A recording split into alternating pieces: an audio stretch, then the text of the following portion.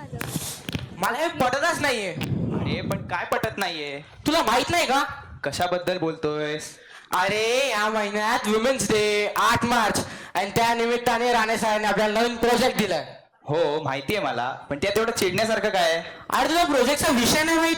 अरे तू सांगशील तेव्हा कळेल ना. हे बघ या आर्यश्री आणि सई कुठे राहिल्या काय माहिती कधी येत आहेत. काय मिळत रे, येईपर्यंत आपल्याला करायला लागेल.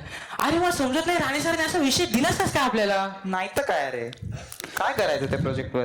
काय माहिती ते आर्यश्री आणि सई. त्याच प्रोजेक्ट बद्दल बोलताय ना जो आज सकाळी सरांनी हा दिलाय. ना. ए, काय चाललंय? कसली चर्चा चालू आहे? तुम्हाला नाही कळलं का? पण कशाबद्दल? अरे वुमेन्स डेच्या प्रोजेक्ट विषयी. तोच प्रोजेक्ट जो सरांनी आज सकाळी दिला. हा ना. अगं आणि त्याला मार्क्स पण आहे असं कळलं. बघ ना गं. आणि तो फायनल्स मध्ये ऍड पण होणार आहे इंटरनल नाही तर इव्हॅल्युएशन. काय. आणि त्यामुळे तर आपल्याला कंपल्सरीच करावं लागणार आहे. तेच तर. अरे पण हे तुला माहितीये ना, मग एवढा का त्रासलायस? हरी तुला प्रोजेक्टचा विषय माहितीये? अरे तू सांग ना. सावित्रीच्या लेकी आणि जिजाऊंच्या पोरी. आता मला सांग आपण या प्रोजेक्टवर काय करू शकतो? अरे असं काय म्हणतोस? करूया ना आपण काहीतरी. हा करू काहीतरी आपण. आता तुम्हाला खरं खरं सांगतो, मला ह्या विषयाचा अर्थच समजला नाहीये. म्हणजे? काय करायचं आपण? काय म्हणायचं तुला? म्हणजे यामध्ये आपल्याला कोणाविषयी माहिती गोळा करायची, कोणाविषयी लिहायचं, काय काय काय समजतच नाही मला. थांब सगळं तर. कन्फ्युजन झालंय. हो थांब, मला कळलं तुझं काय कन्फ्युजन होते ते. मी तुम्हाला एक उदाहरण सांगू का? मी हे कालच ऍक्च्युली एका पुरवणीमध्ये वाचलेलं. आपल्याला सगळ्यांना माहितीच आहे, मायानगरी मुंबईत कोरोनाने किती हाहाकार माजवला होता ते.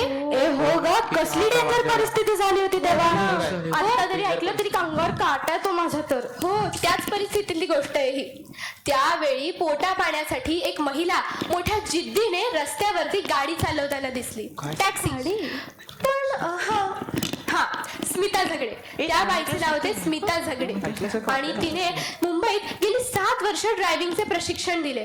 पण मग हा कोरोनाचा काळ आला आणि तिचा हा धंदा बंद पडला. 3 महिने तर काहीच रोजगार नव्हता. 3 महिने काही कमाईच नाही. असतील ते 3 महिने. आणि त्यामुळे त्यावर एकल पालकत्वाची जबाबदारी तिला सतवायची. पण तरी सुद्धा ती मागे हटली नाही. जिद्दीने तिने तिचं काम टॅक्सी ड्रायव्हर म्हणून सुरू केलं. इतरांना प्रशिक्षण देणं आणि आता स्वतः मुंबईच्या रस्त्यांवरती टॅक्सी चालवणं, हा प्रवास तिच्यासाठी नक्कीच कठीण होता. पण तरी सुद्धा ती हरली नाही. तिने जिद्दीने तिचे काम चालू ठेवले. आणि आता बघ महिला वर्गापुढे तिने किती चांगला आदर्श ठेवला आहे ते.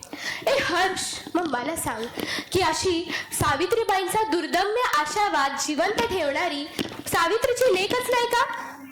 हो आर्यश्री असू शकते. हा हे ऐका, मी पण कालच एक फेसबुकवर गोष्ट वाचली होती. कसली ग?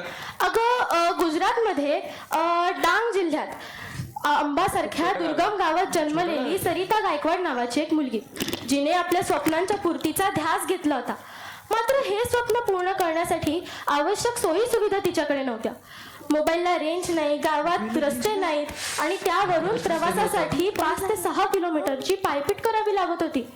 परंतु या परिस्थितीवर मात करून कोणतीही कारणं न देता तिनं जिद्दीनं ऍथलेटिक्स मध्ये जाण्याचं तिचं स्वप्न पूर्ण केलं.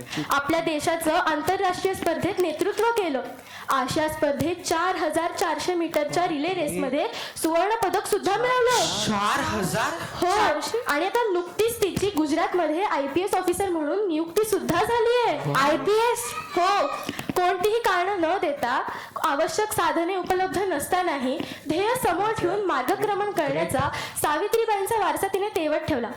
अरे हर्ष, ही सुद्धा सावित्रीची लेख असूच शकते ना? हो हे घेऊ शकतो मी. हो असूच शकते. तुम्हाला माहिती आहे का, माझा मामा चंद्रपूरला फॉरेस्ट ऑफिसर आहे. Forest officer? अरे पण ते तर खूप घनदाट जंगल आहे. आणि वरून तो नक्षलग्रस्त भाग. हो, पण तरी पण तो तिथे खूप वर्षांपासून काम करतोय. Wow great. खरंच भारी आहे. त्यांनी सांगितलेला एक किस्सा तुम्हाला सांगू का? सांग ना. गडचिरोली सारख्या दुर्गम भागात राहणाऱ्या किरण कुर्मावारचा हा किस्सा आहे.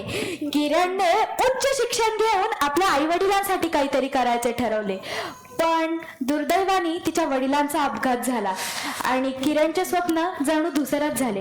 उच्च शिक्षण घेऊन गगनभरारीचे स्वप्न बघणाऱ्या किरणवरती वडिलांच्या अपघातामुळे टॅक्सी चालवायची वेळ आली.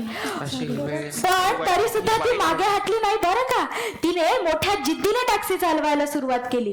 गडचिरोली सारख्या रेंगुठा या नक्षलग्रस्त भागामध्ये किरण मोठ्या जिद्दीने टॅक्सी चालवत होती आणि नक्षलग्रस्त व अभावग्रस्त भागात पहिली महिला टॅक्सी चालक म्हणून नुकतीच तिची नोंद इंडियन बुक ऑफ रेकॉर्ड्स मध्ये झालेली आहे. किती अभिमानाची गोष्ट आहे ना ही. हो, आणि प्रतिकूल परिस्थितीवरती तडजोड न करता परिस्थितीवरती मात करून किरण आज मोठ्या अभिमानाचा धडा गिरवत आहे. मग हर्ष, ही सुद्धा जिजाऊंची स्पोर झाली ना रे?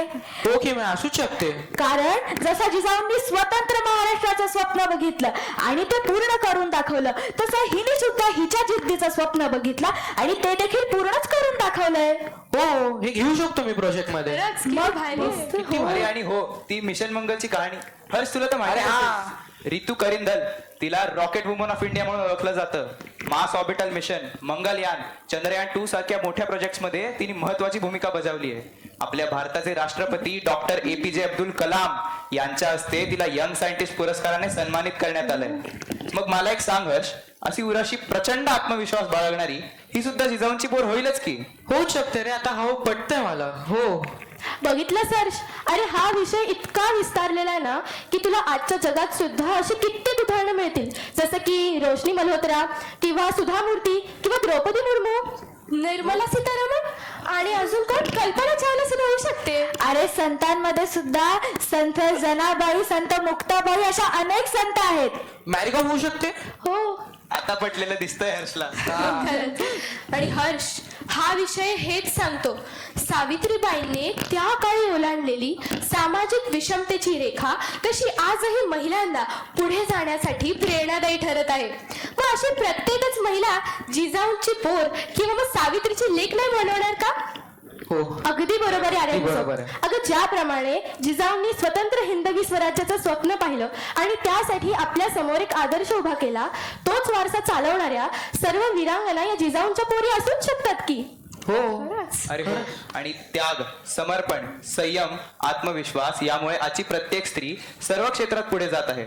या पूर्वीच्या काळच्या स्त्रियांनी जो आदर्श दिला त्याचा वारसा पुढे चालवत प्रगतीची अनेक शिखरे तिने पार केली आहेत. बघितलंस हर्ष, तुझा प्रोजेक्ट इथेच पूर्ण झालाय. हा ना, आता नाही पटलेलं आहे मला. करू शकतो आपण. तडजोड आम्हाला मान्य नाही. कुठल्याही परिस्थितीत मागे हटणार नाही. संकटांची 2 हात करण्यास आम्ही सज्ज आहोत. जिद्दीने पुढे जाण्यास आम्ही कटिबद्ध आहोत. नवीन दिशा, नवीन स्वप्न आहे तुरी. म्हणूनच आम्ही सावित्रीच्या लेकी आणि जिजाऊंच्या पोरी. म्हणूनच आम्ही सावित्रीच्या लेकी आणि जिजाऊंच्या पोरी. धन्यवाद.